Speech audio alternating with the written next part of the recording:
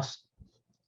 Bueno, bienvenidos a la segunda parte de la clase. Esta parte la voy a regrabar porque no me gustó cómo había quedado el último tramo de lo que estaba dando, pero nos habíamos quedado básicamente en la formación de sedimento. Vamos a hacer una recapitulación porque como lo estoy haciendo el otro día, no quiero que quede nada colgado, pero básicamente habíamos visto las primeras etapas del ciclo sedimentario. Consistía en que necesitábamos un afloramiento rocoso, una parte alta, algo lo suficientemente elevado, aunque no necesariamente tiene que ser una montaña, como para que empiecen a actuar diferentes agentes erosivos, ¿no? Y una vez que estaban dadas esas condiciones, que era el de una zona alta y además el de una atmósfera e hidrosfera presente en el planeta, cosas que tenemos en la Tierra, pero no en otros, como por ejemplo en la Luna, ahí se iban a dar diferentes etapas del ciclo sedimentario y vimos principalmente las dos primeras, lo que era meteorización y erosión. La meteorización era el desgaste del material rocoso, la fragmentación, la alteración de ese material, y luego la erosión, que era el desprendimiento y la entrega a un medio de transporte. Así que vamos a ir a la parte de transporte. Así que bien, ya cuando empezábamos el transporte, lo que contábamos era con un material, que es el sedimento.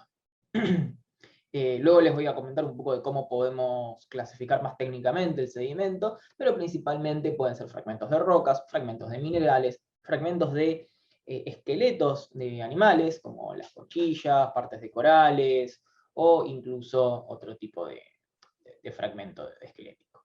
Podía variar en diferente forma, tamaño y composición.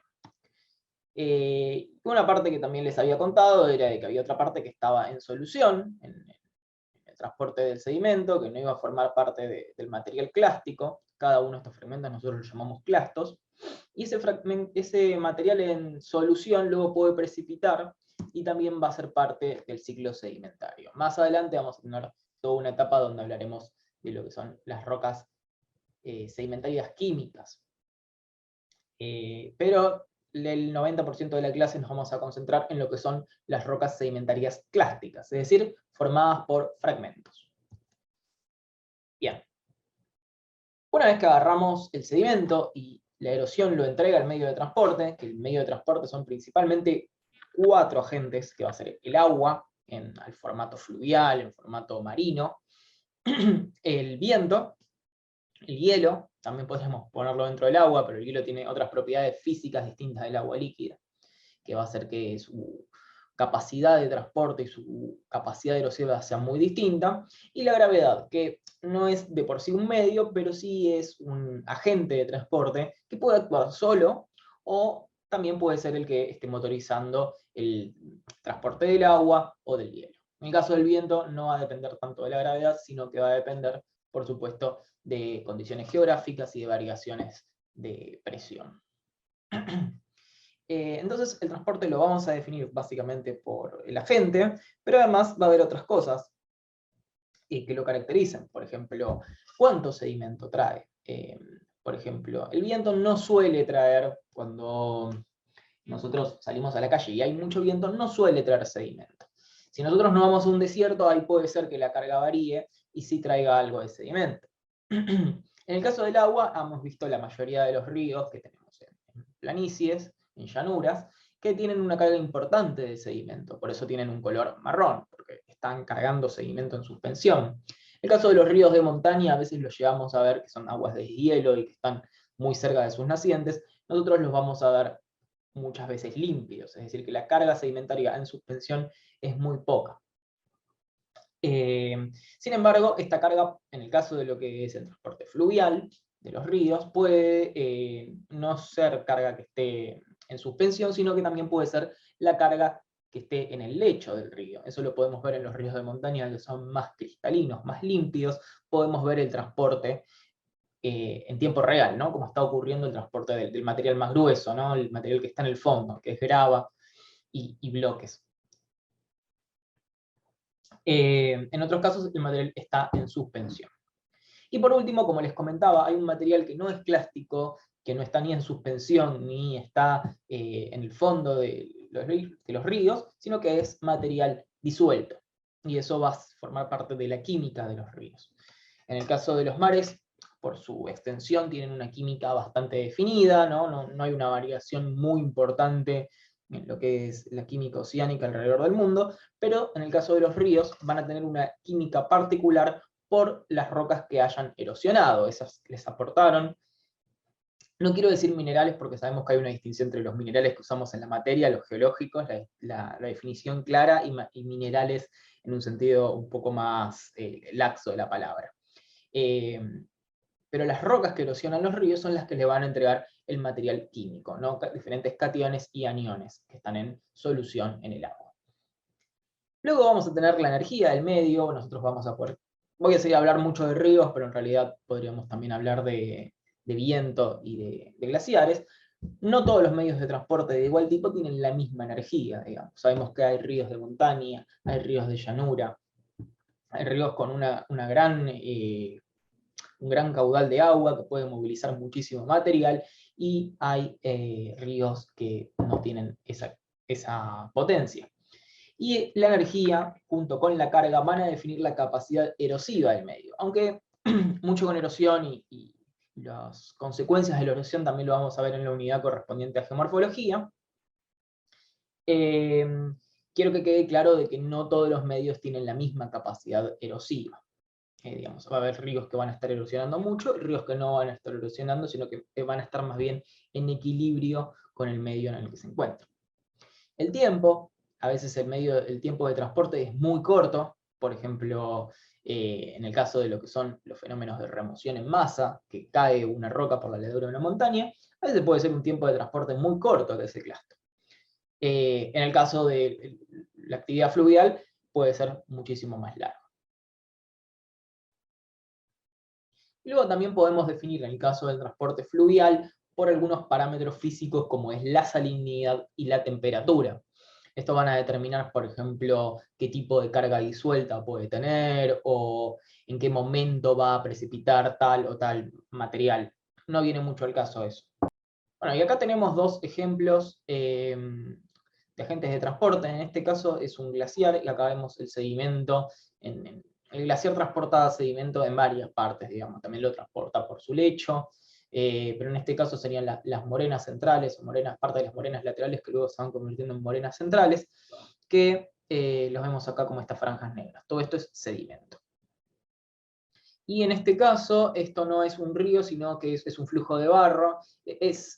Estaría entre un transporte fluvial y un transporte principalmente por gravedad, un movimiento de remoción en masa. En este caso está trasladando material muy fino, lo vemos acá como este barro, pero también bloques de gran tamaño.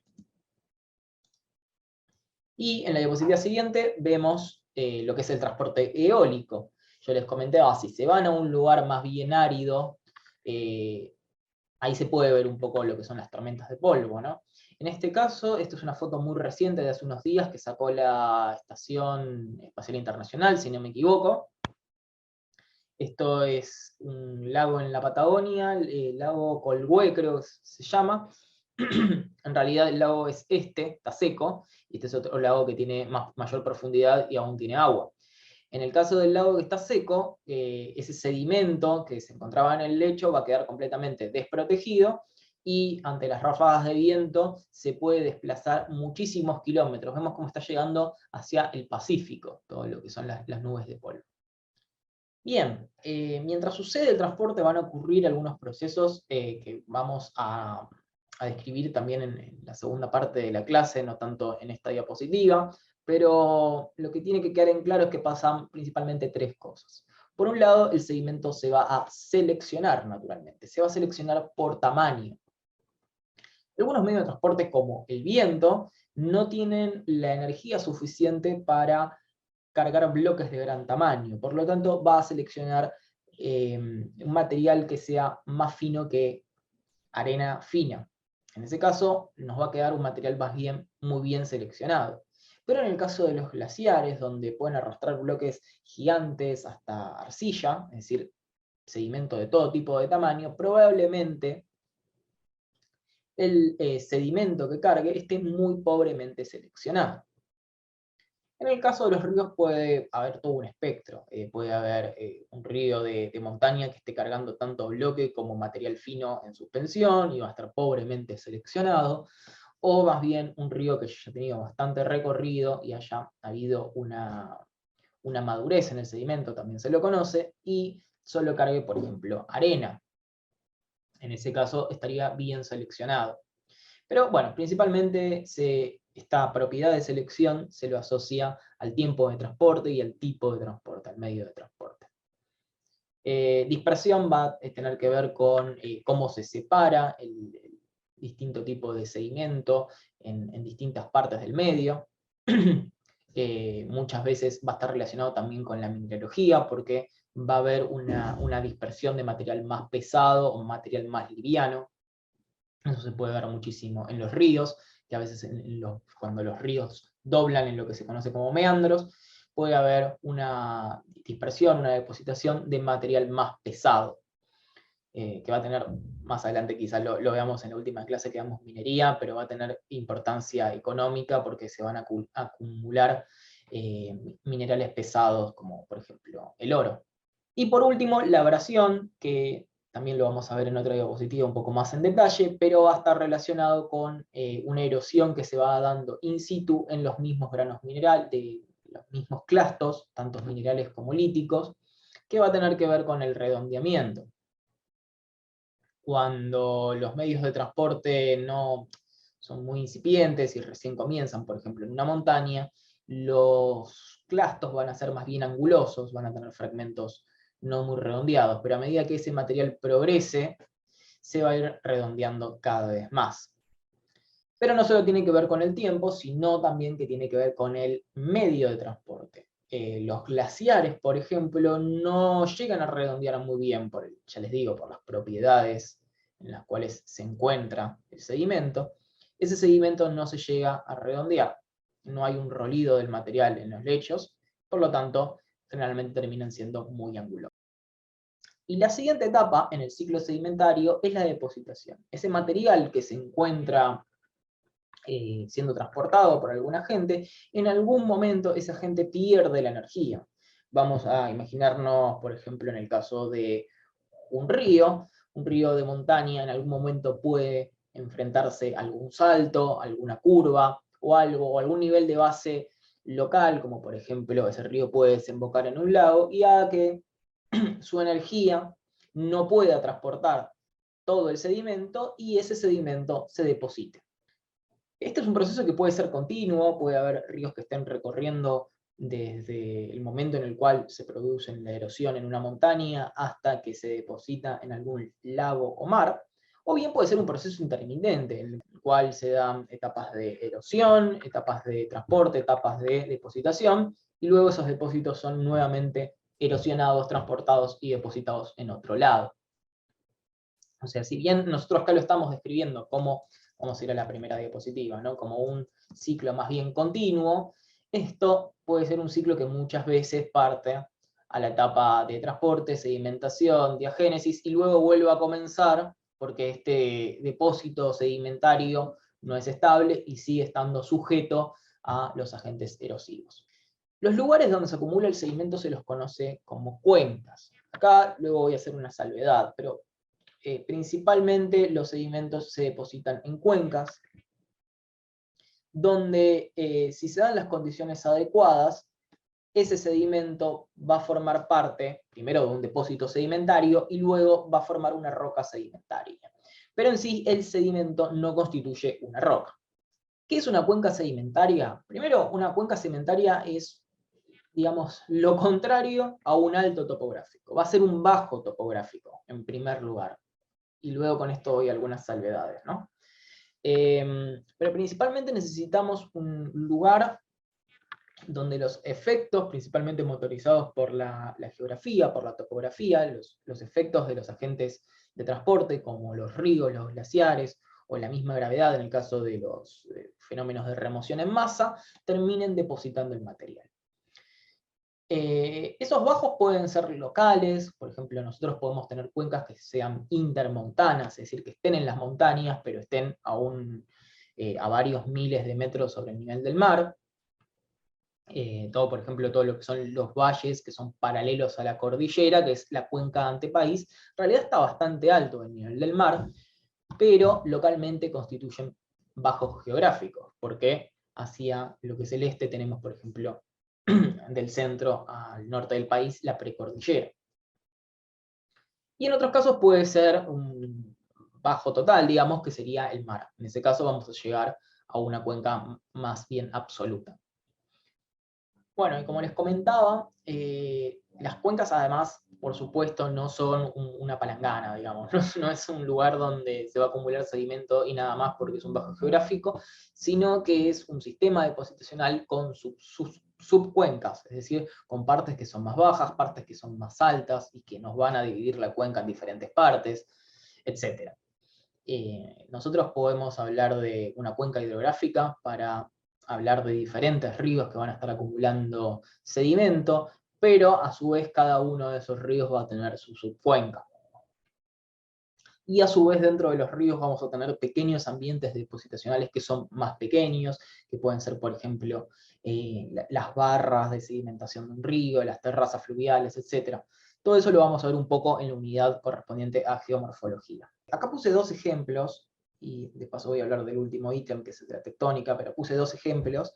Es una cuenca actual, esto nosotros lo conocemos como el delta, donde tenemos la confluencia del Paraná, en el Río de la Plata, y acá va a haber una depositación de material en forma de las islas que nosotros conocemos. Mientras que más para el lado del estuario solo vamos a tener el material en suspensión. Esto es una cuenca actual que está depositando material hasta el día de hoy. Pero al otro lado tenemos un ejemplo también muy argentino, que es el de la cuenca neuquina.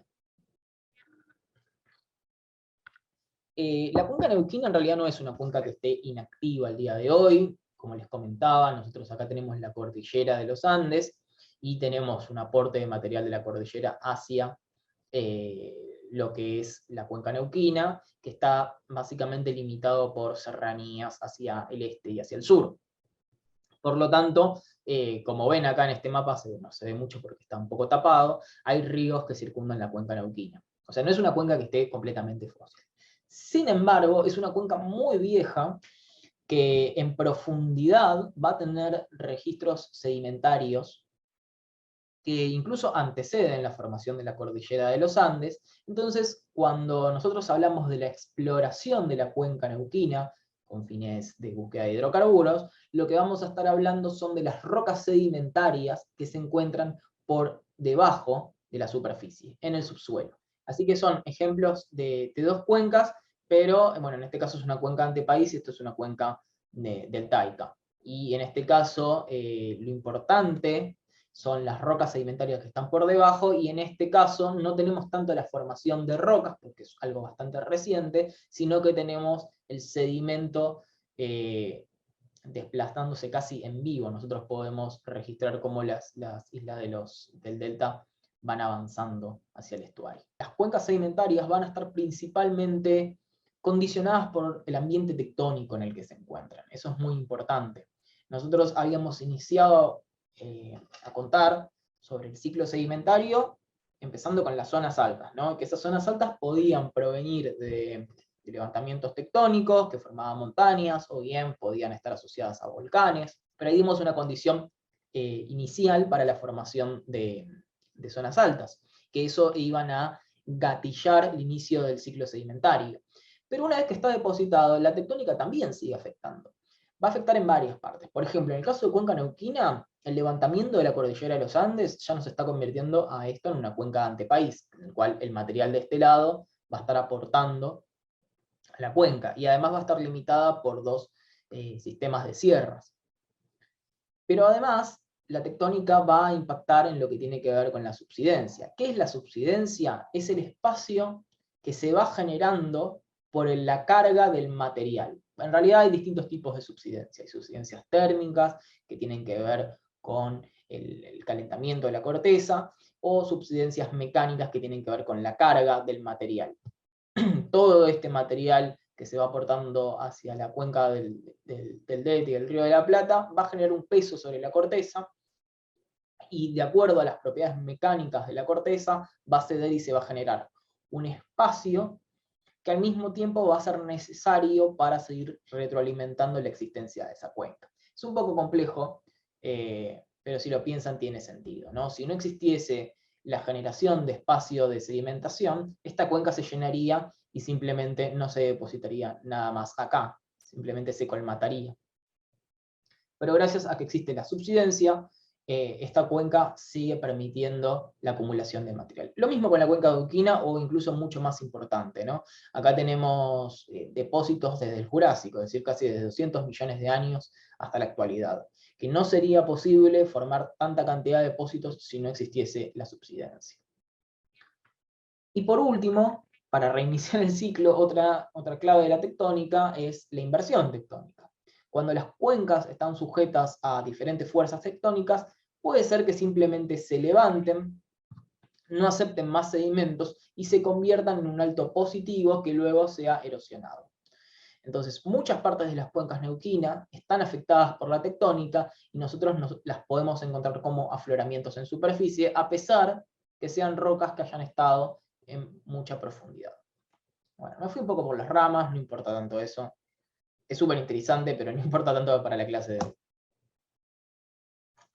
Lo que se tienen que llevar es que las cuencas sedimentarias, y por lo tanto las rocas sedimentarias que se generan ahí, van a ser muy importantes para lo que es la reconstrucción ambiental. Es decir, nosotros estudiando las rocas de la cuenca neuquina, podemos saber cómo era la Tierra en el pasado. ¿Cómo podemos saber eso? Bueno, hay diferentes cosas que podemos estudiar de las rocas sedimentarias, pero unas que estuvimos viendo mucho en la unidad 2 era la de los fósiles, ¿no? Los fósiles, estudiando qué tipo de animales son, qué pistas nos daban sobre el ambiente en el que vivían, podemos reconstruir la Tierra en el pasado. Por supuesto que hay otros materiales que nosotros podemos utilizar, ¿no? Minerales, estructuras sedimentarias. En fin, volviendo al ciclo sedimentario, nos faltaba una etapa que era, una vez que el sedimento está depositado, ¿qué le pasa? Sufre determinadas transformaciones antes de convertirse en una roca sedimentaria. Y esas transformaciones tienen el nombre de diagénesis. En otros lados lo van a encontrar como litificación, aunque dependiendo de la bibliografía que usen, litificación puede ser parte de la diagénesis. No importa, en este caso, para esta materia van a ser sinónimos. Es un proceso que se da una vez que el sedimento se encuentra quieto, es decir, ya dejó de estar transportado, aunque puede interrumpirse y volverse a transportar en el futuro, y que ocurre desde que está depositado hasta que está enterrado, siempre y cuando no esté a una temperatura mayor de 200 grados centígrados. Ahí entramos en el campo del metamorfismo, que es otra parte del ciclo geológico y que no tiene que ver con las rocas sedimentarias, justamente tiene que ver con las rocas metamórficas. Así que, ni bien el sedimento está acumulado, empezamos el proceso de diagénesis. Este proceso de diagénesis tiene varias etapas, principalmente estas 5, que pueden estar todas, puede faltar alguna, puede repetirse, es decir, puede ocurrir la primera y la segunda, y la tercera, y después seguir ocurriendo la segunda, etc. Hay diferentes tipos de cosas. Algunas pueden ocurrir en simultáneo. Bueno, las etapas de la diagénesis brevemente son estas 5. La primera es la compactación. A medida que el material se va depositando de manera horizontal o subhorizontal, va resistiendo el peso del material que se encuentra por encima. Ese peso va a ejercer una presión que va a hacer que el material básicamente ocupe menos espacio. Y lo que son los poros entre los diferentes fragmentos se van a achicar, se van a disminuir. Otro proceso que va a ocurrir es el de cementación. El fluido intersticial que está circulando alrededor del mineral muchas veces está cargado de cationes y aniones que, al cambiar las condiciones físico-químicas, como puede ser la temperatura, el pH o la salinidad, o la misma presión por la compactación, se produzca la precipitación del material disuelto y se produzca algo que se conoce como cemento. Ese cemento va a cementar, valga la redundancia, los granos del sedimento. Y se van a quedar unidos. Y eso va a ser una condición clave para que el sedimento pase a ser una roca. Y otra cosa que va a pasar es que los poros que no se terminaron de colapsar también se rellenen de este material, del cemento. Hay dos palabras, yo acá no lo puse, pero hay algo que es cemento y algo que es matriz. El cemento es material mineral que está precipitado y la matriz es material sedimentario, también fragmentos de minerales y rocas, pero mucho más fino. Bien, y otra etapa es la disolución. Así como ocurre la precipitación de las soluciones acuosas, también lo que puede pasar es que se diluyan otros minerales por cambios en las condiciones, como por ser la presión, el pH, la temperatura, la salinidad, y ese material luego vayas a formar parte del fluido intersticial del sedimento, que puede luego volver a cementarse. Es decir, como les comentaba, estas etapas pueden ocurrir en serie, pueden ocurrir en simultáneo, pueden ocurrir alternadas o repetidas. El reemplazamiento es que cuando un material básicamente se reemplaza por otro porque se diluye y luego precipita un material distinto. Eso puede ocurrir tanto en los granos de minerales como el cemento. O la recristalización, que es un cambio más gradual, no tanto por etapas, sino lo que va pasando es de que el mineral va o creciendo o cambiando su forma, o incluso también puede ser que incluya elementos químicos que se encuentran en los fluidos intersticiales, y eso hace que cambie su color, su composición química, algunas características, etc. Bien. Lo importante, bueno, acá les comentaba lo que les decía al principio, que la litificación es un concepto similar. Si nosotros cumplimos algunas de estas etapas, pero pueden ser todas o algunas, pero las suficientes para pasar de un sedimento suelto que se desgrana a una roca compacta, ahí ya completamos la litificación. Acá tenemos un gráfico donde muestran estas etapas, básicamente es una forma más visual, pero tenemos la compactación, la cementación. Esto es lo que les comentaba, el fluido intersticial que está entre el sedimento en algún momento va a precipitar, si se dan las condiciones, y va a formar lo que les dije que se llamaba cemento. Ese cemento puede ser de carbonato de calcio, puede ser de sílice, puede ser ferroso, puede ser fosfático o puede ser de sulfato. O puede ser una matriz que es un material más finoclástico, pero no forma parte de un material que precipita. La disolución, que va a ser el mismo proceso pero al revés, es decir, los granos se van a disolver y van a entregar eso al fluido intersticial. El reemplazamiento, que pasa cuando cambia un material a otro, o la recristalización, que es cuando hay cambios en la forma, la mineralogía o el tamaño de los minerales.